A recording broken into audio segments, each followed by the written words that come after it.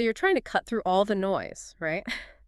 And really get a handle on something significant. Yeah, something that gives you a bit more perspective, maybe sparks some thought, but without, you know, drowning in information. Exactly. And that's pretty much what we're aiming for with this deep dive today. We take something fairly substantial, and together we try to pull out the core ideas, the parts that really shine a light on it. And today's subject is, well, it's a bit different. It's fascinating, though. We're not looking at a real event. No, instead we're diving into this really detailed, imagined review of a hypothetical movie. Right. A film supposedly coming out in 2025 called Sinners.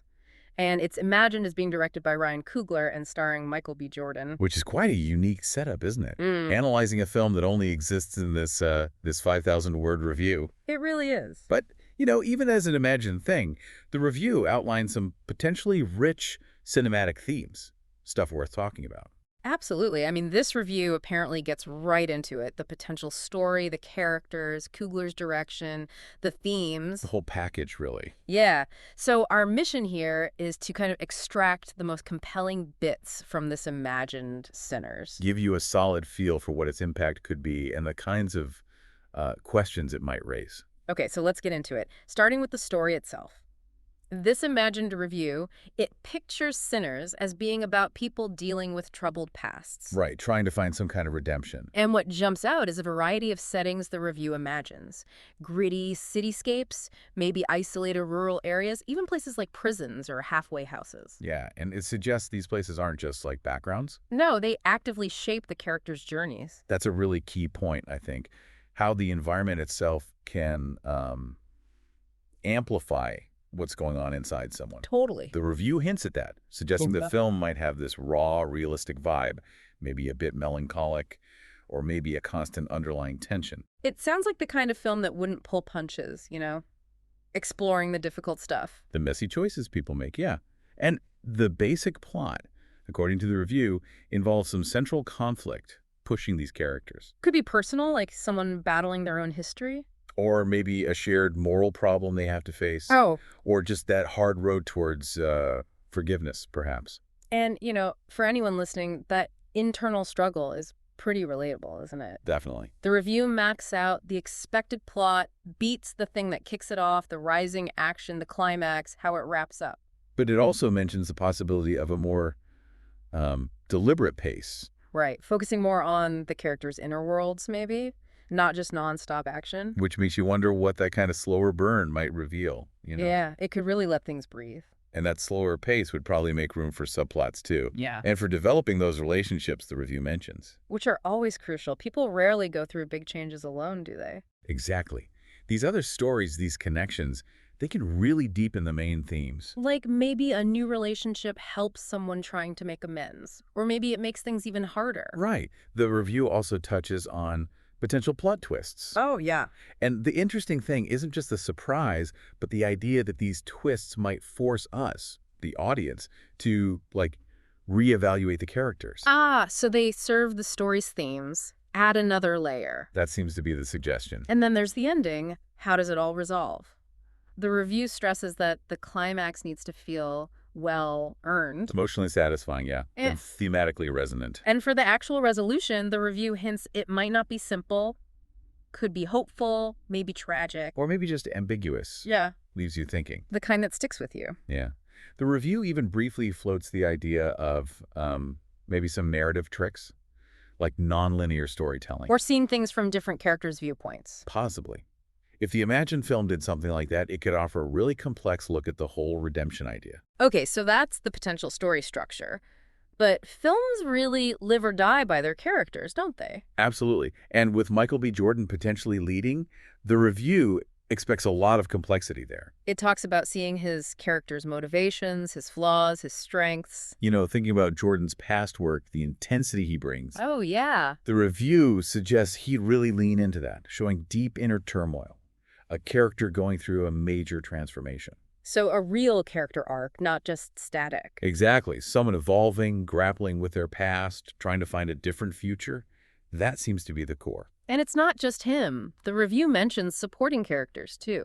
Even specifically Miles Caton as potentially part of the ensemble. Right, and these supporting roles could be crucial, maybe acting as foils, showing different paths. Or catalysts, pushing the main character towards a decision. Yeah, imagine a supporting character who seems to have found peace, or maybe one who's gone the other way entirely. Mm. How does that reflect on the protagonist? And for the audience, those relationships on screen need to feel real, don't they? Definitely. Believable, engaging. They have to feed into the film's big ideas. How do these supposed sinners interact? Do they help each other, hurt each other, find understanding? Ultimately, the review sounds hopeful that the film would create really well-rounded, memorable characters, people whose journeys connect with you. So we have the story, the people. Mm. What about how it looks and feels? Ryan Coogler's direction is obviously huge here. Yeah, the review brings up his previous films, like Fruitvale Station, Black Panther. His knack for atmosphere, for tension, for hitting those emotional beats. Right, and it makes you wonder how his known style might fit, or maybe even clash, interestingly, with a title like Sinners and these heavy themes. It's fascinating to think about the visual style. The review wonders, would it be gritty, kind of documentary-like? Or more stylized, visually bold. And for anyone watching, think how much visuals affect your experience. Camera angles, light, color, they all tell a story. Knowing Coogler, like how he used close-ups in Fruitvale Station to show inner struggle. Right. The review might have suggested similar techniques could really amplify the redemption theme in Sinners. And then there's editing, pacing, hugely important. Would it be fast cut, energetic, or more slow, contemplative? The review discusses both possibilities. How scenes are put together, the rhythm. It massively impacts how you connect emotionally. A slower pace could really let you sit with the character's discomfort, couldn't it? Their internal battles. For sure. And you can't talk style without sound. Music. Ah, yes. The review specifically mentions Ludwig Göransson, who often works with Coogler. His scores are so good at creating atmosphere, heightening emotion. Just imagining what his music might sound like for this story. It's pretty powerful. And not just the score, but the whole sound design. Ambient sounds, effects. Yeah. They build the world. Which brings us right to the core, really. The themes this imagined film might tackle. Morality and ethics seem central, according to the review. And it makes a great point about maybe not having clear heroes and villains. Yeah, just complex people making tough choices in messy situations. Moral ambiguity. The ethical tightropes they walk, that would likely be a major focus. And the review also wonders, would the film give easy answers? Or would it leave you wrestling with questions of right and wrong? Makes you think about films you've seen like that, doesn't it? Characters who are neither purely good nor bad. Exactly. And then, obviously, there's redemption. It's right there in the hypothetical title, almost. Would these characters actively try to atone? Is redemption even possible for them? And forgiveness comes into play too, right? Giving it, receiving it. How vital is that? How do you forgive yourself? How do you accept it from others if you feel you don't deserve it? Interestingly, the review hints redemption might not just be about society forgiving you. Maybe it's more internal. Ah, like a personal reckoning, a more solitary journey, perhaps. That's a possibility it raises. The review also considers faith, spirituality. Would those play a role? Comfort, conflict, guidance. And if it depicted religious institutions or beliefs, how would they intersect with sin and redemption? It's interesting how personal beliefs shape our understanding of all this. Yeah, and for the listener, that focus on internal struggle, on belief, might really resonate. Finally, the review mentions potential social commentary. Right. Would Sinners touch on bigger issues? Race, class, injustice. And how? Subtly woven in or more upfront? Always interesting when personal stories reflect those broader societal things. So wrapping this all up, our deep dive into this imagined review, it sketches out a potentially really powerful, thoughtful film. Yeah, it seems like it would aim to explore the messy bits of morality, the tough road to redemption. Through compelling characters, brought to life by Jordan, directed by Coogler. All wrapped up in potentially quite a raw and resonant cinematic package.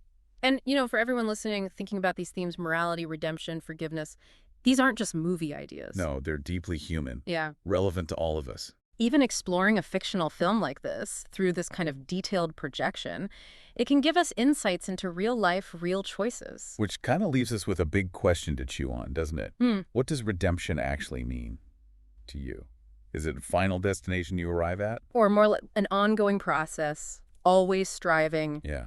And how do we decide who deserves forgiveness, both as individuals and, well, as a society? Maybe thinking about this imagined sinners helps us reflect on those enduring questions in our own lives and in the stories we encounter everywhere.